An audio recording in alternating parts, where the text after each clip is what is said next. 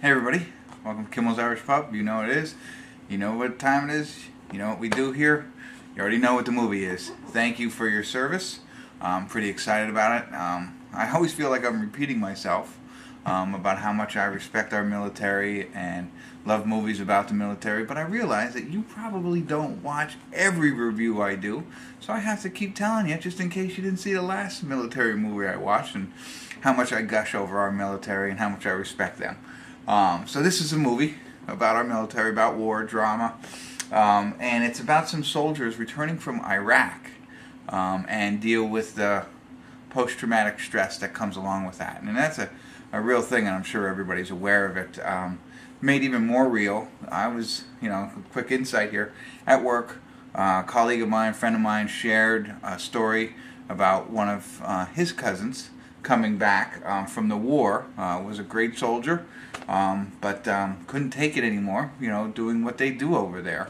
And, felt, succumbed to post-traumatic stress, drugs, that kind of behavior, losing jobs, things like that. And it's all because of them protecting us and serving their countries. It's just a shame. I understand that's a mental thing. We can't do anything for that.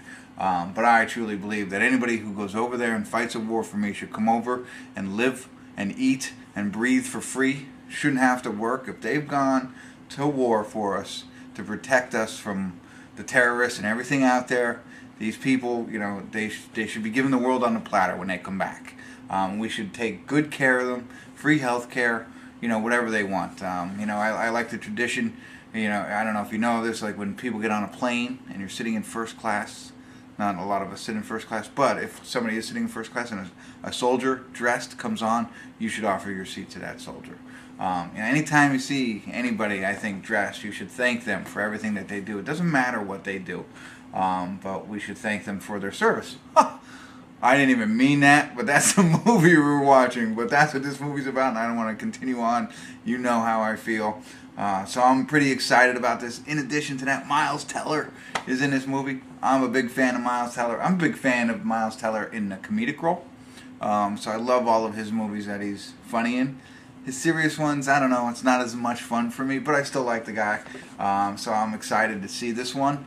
I'll give you some ratings. I don't think they matter as much, but Rotten Tomatoes, 77% from the critics, 78% from the audience, and IMDb only had a 6.5, but none of that matters.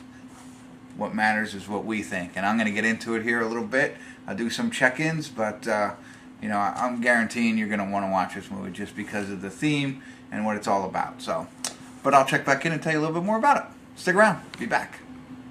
Hey everybody. I want to do a quick check-in here. Thank you for your service. 56 minutes and 9 seconds. We're over the halfway mark. The movie's good. It's heavy, but I kind of expected that, even though Miles Teller is in it. There's not a lot of comedy, but we expected that. A movie about military veterans and PTSD, you expect to be a little bit very drama and heavy and emotional and things like that. So this movie basically centers around three soldiers who come back from the war, from the Iraq War, and you're getting three different perspectives on what's going on with them. So one soldier has a girlfriend, maybe a wife, I don't know, but he wants to re-enlist. The other soldier is coming back to his fiance. They're getting married soon, and then Miles Teller is the third one, and he comes back to his family with two kids. And the two of them are getting out. The one wants to re-enlist. When he goes to re-enlist, they notice that he has medical problems. He's been blown up a bunch of times, which has impacted his brain, and they won't medically clear him to re-enlist. So he's a little disappointed there. The other one comes back, and his fiance has left him. So everything has changed, in the full year that he was away, and now his fiance has left him. So he's dealing with that, along with everything that he has experienced over there. And then Miles Teller, his character, comes back to his family, and he's also dealing with some trauma. Not so much, it's more about what he's witnessed and what he's been involved in, as opposed to being blown up and getting shell-shocked.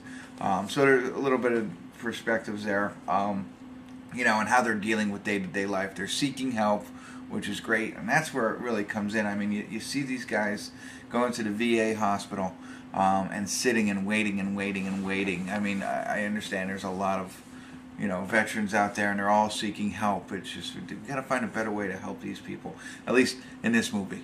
They're sitting waiting, and then they have to fill out all this paperwork and go through all these tests and things like that. And then, if they get approved, then like 6 months from now, their benefits will kick in. I don't get it. I think their benefits, like the day you get out, you should have your benefits. You know what I mean? It should be like somebody, like I was thinking about different things, like, having a counselor, and working with you kind of like you do in college and stuff like that. Hey, what do you want to do when you get out, and help you get a job? Same kind of thing. You should have a counselor. Do you want to re-enlist? Great, let's work on that. Let's do that. You want to leave? Okay, great. Let's work on getting your benefits in place. Let's work on getting you a job once you get out. It's bothering me, as you can tell, a little bit about how they treat our soldiers and things like that. And, they're struggling with all of this, getting medical attention, getting the help that they need. And they're actually looking for it. I think there's soldiers out there who come back and suffer from this and don't look for the help. And here they are, and they can't even get it. Ridiculous. So it's all a movie, but I think this is all based on real life things. This is what our soldiers deal with. And it's a shame, and I think, this is bringing it to life, so I urge you to watch this, just so that, at least up to this point. I don't know what's going to go on after this, but realize that it is going to be heavy and everything like that. So I'll get into it a little bit more. I got more stuff I can keep spouting off, so this might be one of the longer reviews. And on my next check-in, which either will be during the movie or at the credits, I'm going to tell you how we're going to fix things, and how, when I run for president, what my stance will be for a couple of different things, and we'll see if you vote for me. And one of them will be involving our military. So stay tuned if you want to hear about it. All right, we'll be back. Hey everybody, jumped right to the credits. I watched the rest of the movie without you. Sorry, I had to go right to it and watch the whole thing. So we'll go right off the bat. I was debating on what it was going to be. Then I realized this is actually based on a true story. You know me, I'm a sucker for those kind of true stories. At the end, they show the pictures of the real people and the things that really happened to them. So, that's a full-blown 8 for me, no doubt. Very, very good movie. I was debating on a 7 because, as you know, if you watch any of my other reviews, I don't always base it on the content of the movie, but how it makes you feel. The movies that I like, as I said earlier, this is heavy, very emotional, but it's a very good topic. I think people should be more aware of how our military is treated when they come home. So I urge everybody to go out and watch this movie. Great movie, based on a true story. An emotional roller coaster. I don't think it's a roller coaster. I think it's just downhill the whole way. There's not a lot of ups, so I don't think you call it an emotional roller coaster. But it's, I thought it was great. Not an uplifting movie again, but, and that's kind of the thing.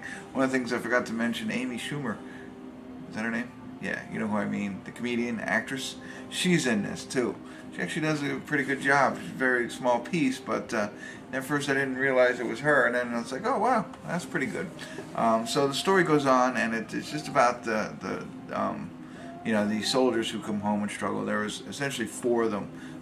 There was one other guy who was the basis for Miles Teller's struggles when he gets home, for his PTSD. But it's how they all are impacted by it and how they deal with it, individually. And because they're all impacted differently, although they're all in the same platoon or whatever. And what they dealt with over there has impacted them somehow, some way. And a phenomenal movie, again, about how our military is treated when they come home. So I think you should definitely go watch it. I don't think there's anything else I could say more about it. There's no spoilers, I don't think. Based on a true story. That was a spoiler for me. I didn't realize that until the end. So, bam, loved it. So I promised you my platform for when I want to run for presidency, and I just thought of my 3rd platform first. So first of all, first thing I'm going to do in order to win the primaries is make Mondays part of the weekend. Right? So Sunday, Monday you have off, so national. Everybody's going to vote for me. We're going to make Tuesday through Friday the normal work week. Everybody has Mondays off. Great. All right, I'm in. So I go to the next ones, right? So everybody's going to vote for me. How am I going to get them to vote for me again? So the next thing I'm going to do is I'm changing daylight savings time. We're still going to have it, although I don't know why, but we're still going to have it. We're just going to change when we do it. Right now we're changing the clocks back at 2 o'clock at night. Who benefits from that? Nobody. So the first thing that we're going to do, we're going to change fall back. So when you fall back an hour, Monday morning at 8 a.m. So Monday morning at 8 a.m., we're going to turn the clocks back. Boom, it's now 7. Everybody gets an extra hour of sleep. And then when are we going to spring ahead? You probably can guess this. We're going to spring ahead on Friday at 4 o'clock. Friday at 4 o'clock, we spring ahead to 5. Bam, we're at happy hour. Everybody's voting for me right now. The first one goes through when I change Tuesday. We'll fall back on Tuesday at 8 o'clock. You get it. But the point is the time. So we get an extra hour of sleep, get an extra hour of happy hour, extra hour out of work. That's going to win it for me. Now, the other thing I'm going to do is make a concerted effort to improve what happens to our military. We are going to respect our soldiers and everybody who has gone to protect this country for us. And I mentioned it earlier, having counselors there. We're going to do everything. These guys are they're going to come home with jobs, or maybe not. You know, they're going to live off the fat of the land, you know, based on their time. So I have to do a lot more research on it to really build this out. But I mean, like, you know, for certain people who've been in the Army for a long time, they come home, they live for free, they got a nice house, you know what I mean, that kind of thing. There's people who spend a little bit of time, we're going to make sure we work with them, you know, whether they need a job or things like that. I have to lay it all out, but there will be a structured format for all of our military so that everybody's taken care of. Everybody gets the medical treatment. They could walk into any hospital, anywhere in the United States and get treatment for whatever they need. You know, if they're a veteran, as long, you know, give them a card. It's like boom, you just walk around and do whatever you want. And that's, you got to figure out the logistics of all that, but you get it. I think it's worth me becoming president just for those 3 things. So I told you I'd tell you what my platform is. So vote Kimmel's Irish Pub for the next president. But really, thank you for your service, and we always thank our military for their service.